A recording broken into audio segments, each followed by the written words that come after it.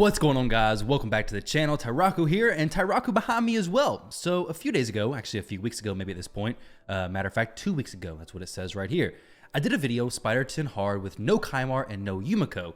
This was on the test server, and I believe this was before the fix, or before a fix to the Spider. Now, I got this comment on my YouTube channel. It says, hey man, you need to update this post-bug fix.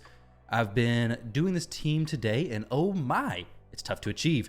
It is tough to achieve, that is true. I mean, no Kymar, so it's going to be a little bit tricky. You have increased damage coming from the spiderlings here in this video, so it's absolutely crucial you don't underkill or overkill the spiderlings on the first go before the reset. And that is still very, very true. However, that comment, I want to make sure all my videos that I share with you guys are as accurate and up-to-date as possible. So what I've done is went in here, made a new team. The new team after testing was 58 out of 58, and then it was 42 out of 45, I believe. It failed 3 total, so a 97% success rate, and with a few extra changes, I believe you can make that 100% success.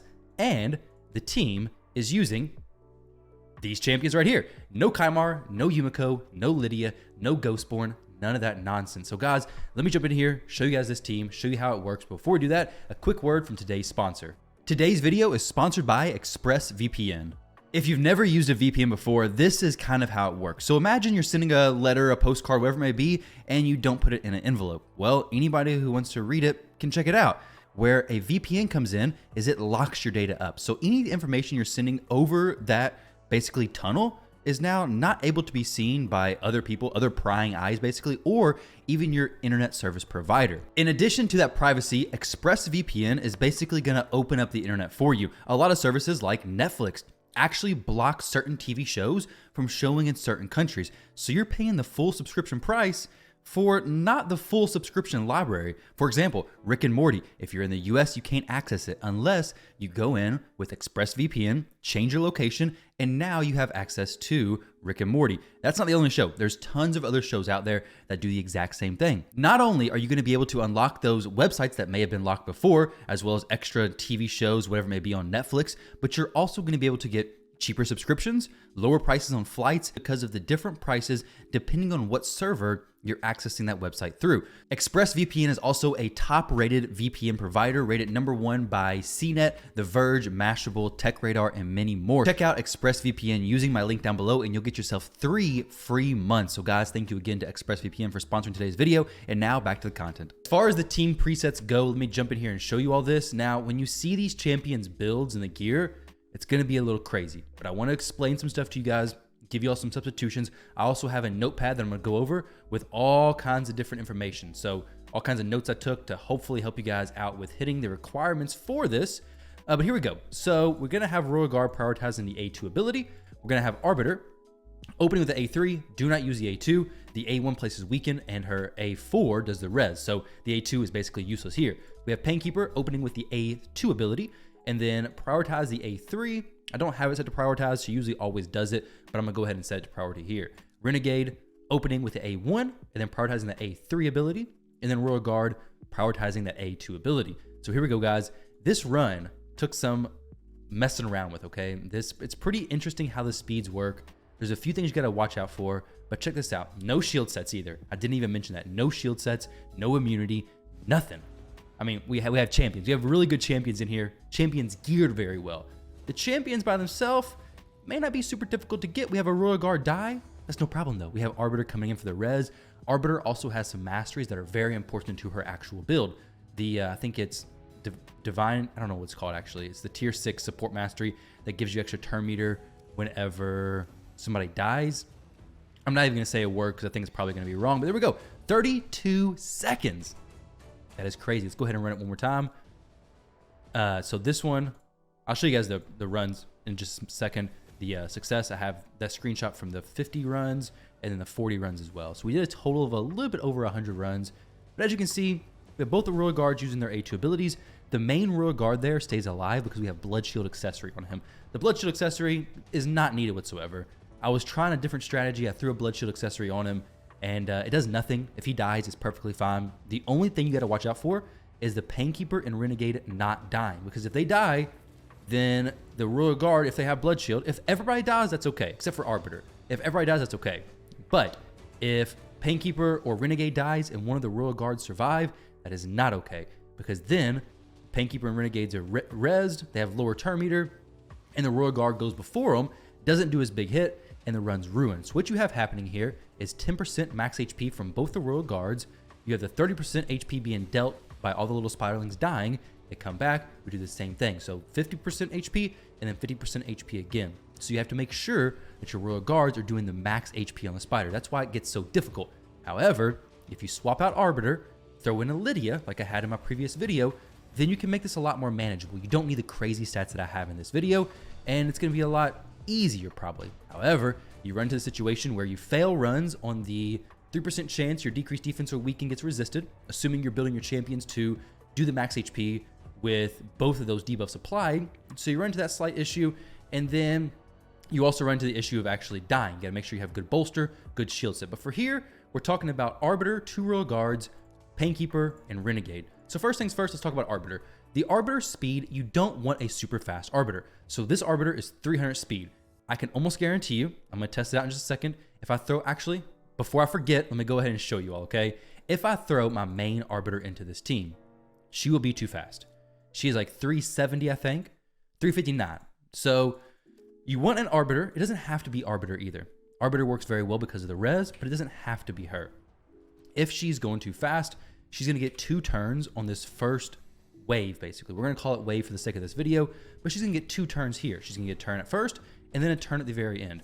Now, if you can make her fast enough to go once, and then again before the second Royal Guard goes, that's okay. But you cannot have her going after this Royal Guard. So right here, this Royal Guard hits, boom, and this Arbiter gets a turn. Now we have 2 more spiderlings dropping down, and this is a bad situation. Not because the spiderlings are that big of a deal, not even that we're dying. It's because the big spider healed a chunk of her HP, so now we got a few complications here. So you do not want the Arbiter to be too fast. I've noticed about 300 speed works great. If you do put her pretty fast, make sure she goes before that second Royal Guard goes, but honestly, that's probably gonna be too difficult to actually do. So back to the actual Arbiter that I'm using, 300 speed works fine. I wouldn't go too much lower, and you don't wanna go way high. I think probably 330, that's just throwing a random number out there, is probably about the upper end of that stuff. So this Arbiter right here, she's just in speed, gear, perception, nothing really super specific. We are shooting for accuracy over 335, 345 to actually land that weaken. I'm not building the champions around placing the weaken, but if the weaken places, I'm more than happy for it. So we have the weaken, chance to land there if she actually does land it, very nice. We have the accuracy, we have the speed, make sure she has good HP and good defense because you don't want her dying on the waves. If she dies to that big hit, she has no res, and then she's dead, and then your team ruins, okay? So Arbiter, fairly easy champion to build, good base stats, 21,000 HP base, and then 1,100 base defense. So she's gonna be one of the easier champions to build. As far as the books, you don't technically need the books. I do recommend booking your Arbiter because you're gonna use her in a lot of places, even outside the arena, possibly, depending on where you're at in the game, but she is fully booked. The A1 ability, you do need kind of books on here, okay? If you want the weekend to land, get the books, but like I said, I'm not gearing to actually worry about the weekend landing. Now the masteries, this is what I was talking about, timely intervention. I thought it was divine intervention, but timely intervention. You'll notice that the Arbiter took several turns when everybody died, or when the Royal Guard died specifically, but it increases its champion's turn meter by 20% whenever an ally hero drops below 25% HP. So you kind of want your champions dying, except for Painkeeper and Renegade, unless you're planning for everybody to die, but you do want at least one of the Royal Guards dying. You don't need to build them tanky. So when they die, the Arbiter's getting her turn meter boosted, allowing her to get the res off even quicker, into the turn meter boosting, into the A1 ability. She gets, I think, 3 turns before the Royal Guards go to do their nuke again, which is perfect. And then we have the extra speed, all this other stuff. Just build it the exact same way I have it, and you should be fine. This is a pretty good build for PvP as well. It's like just for the arena stuff in general. So that's Arbiter. The next champion is Renegade and Painkeeper. These 2 champions, nothing really specific, okay? This is actually my Bat Eater Painkeeper. Okay, so we have 244 speed. All your goal is here is to have the champion going before the Royal Guards. So the Royal Guard speed on my slowest one's like 206, I think, 207, somewhere around there. So you want the Painkeeper to be between 300 and say 215, 220, somewhere around there. Not gonna be super difficult, just throw in a Bat Eater Painkeeper and you're gonna be fine. Now, since mine is in Bat Eater, she has 103% crit rate, which if you can get that, go for it, it's amazing. Good HP. Now I did have to throw in a defense ring. She has very low base defense. So what I've done is put a flat defense ring. All rings are going to be flat main stats. So we have defense there, some extra defense percent, and over the course of all those runs, it's worked out perfectly fine. So get some defense, keep your Bad Eater Painkeeper if you have her. If not, just throw good HP, good defense, crit rate if you can get it. Shouldn't be that big of a deal, but if you can, go for it. It's going to help you kill those little spiderlings. Not too big of a deal. Now, as far as her books, we got her fully booked. You're going to have her fully booked. You don't technically need her fully booked, but it's going to help. So as far as her masteries, get War Master. Get War Master on any champion you possibly can. Other than that, her build's pretty simple. Same thing with Renegade. HP and defense, and then speed, faster than the Royal Guards, slower than the Arbiter, and you're going to be good to go. I have no crit rate on her, no accuracy on her, nothing. The HP, I've noticed about 60,000 plus, and then about 2,000 plus defense, more like 2,200 plus. Should be a good spot for both these champions. As far as her books, doesn't need them. Doesn't need them. Painkeeper doesn't need them. As far as her masteries, we got War Master. Get War Master wherever you can. That A1 ability is going to have a chance to actually activate War Master on the boss. And if you were to do a little bit less than the max HP, it may be your saving grace if the run was to get a little bit sketchy. And it did happen a few times for me. The War Master procced, and we were safe. So there we go. These 3 champions are pretty easy to build.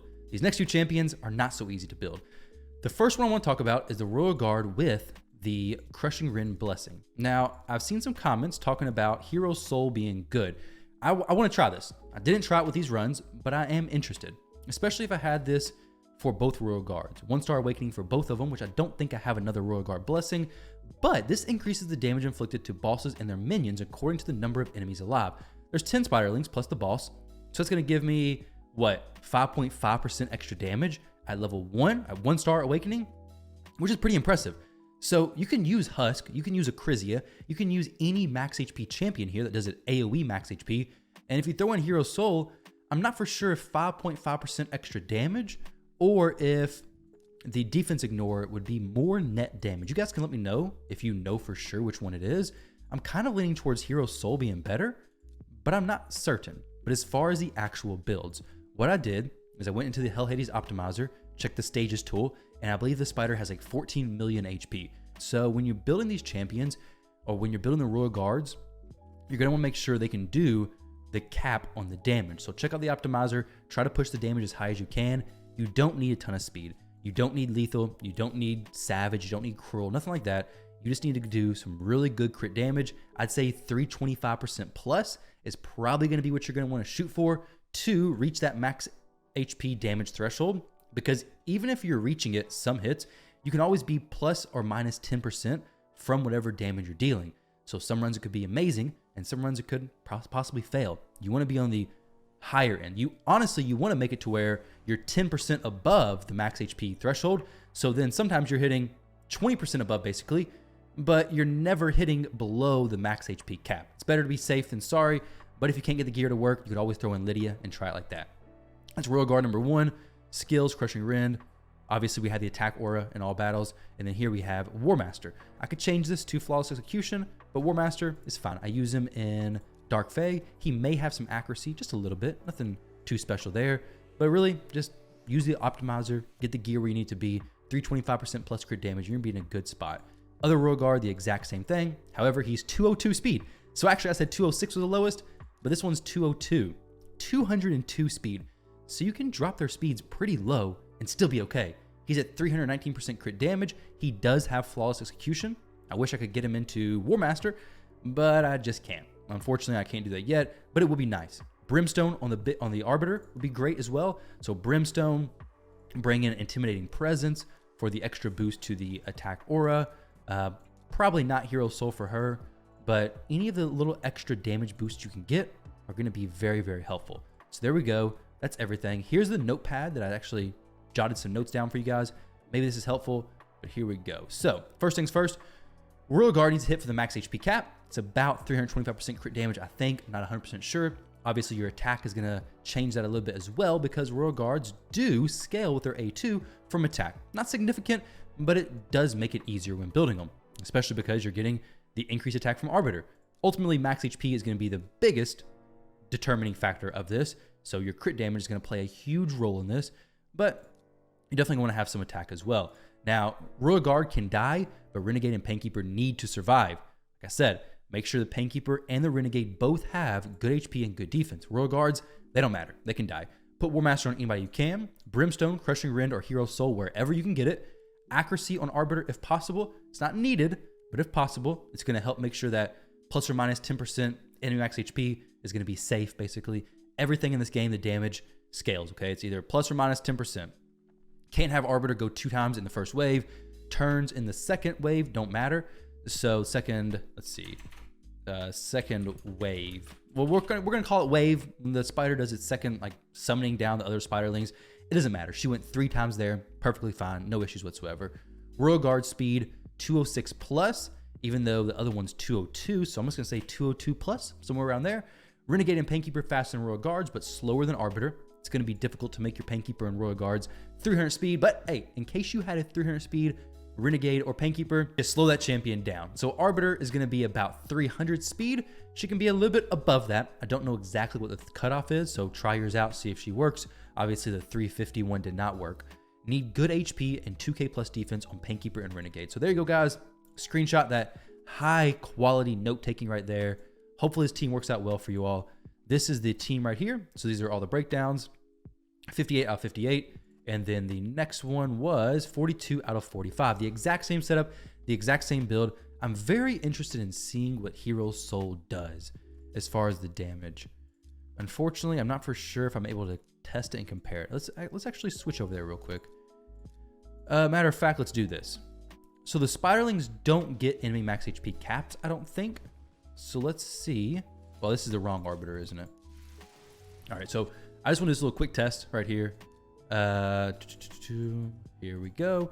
New team 5. This is gonna be a very consistent team. If you don't have Kymar, this is gonna be a very consistent, very solid team for you to run. Very fast, I'd say 32 seconds or whatever. So now we're gonna do the A2. This one you pay attention to. All right. So this Royal Guard in the lead. Let's see. So we're doing. Oh my gosh, 164,000. Really hard to see what's going on there. It's super difficult to see. I think 164,000 is what he did. Actually, let's just check it from here. So we can see his hits from this screen, and then we'll go back and check it from the other one. Now, you got to be careful because if you end up overkilling the spiderlings and wiping them all out, that's bad. So 3.2 million damage. It should be a big difference if it's a difference at all. Now, you want to make sure, the only thing I'm concerned about is the big spider has a lot more defense than the little spiders. So Crushing Rend may make me do more damage to the little spiderlings, but may make me not do more damage to the big spider. Maybe I do less, which I definitely do not want. I want to be doing more damage to all the spiders, ideally, but most of the big spider. So I said 3.2 million, right? Okay. Boom. I mean, that was pretty good. I don't know exactly what the difference is going to be. 3.2 million, I believe it said.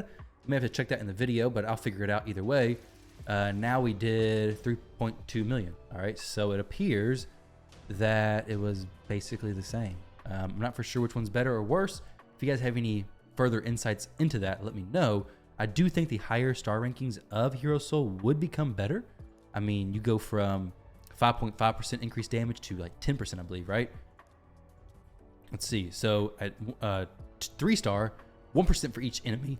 So it's going to be 11% extra damage. And then this is going to be a lot of extra damage. 6 stars, oh my gosh, that's probably too much extra damage, honestly. But at 3-star, I think that's actually, I imagine that's better than Crushing Rend for sure. But either way, guys, thank you all very much for watching the video. Don't forget to check out the sponsor of today's video, ExpressVPN. Thank you again to ExpressVPN for sponsoring the video, and I'll catch you all in the next one.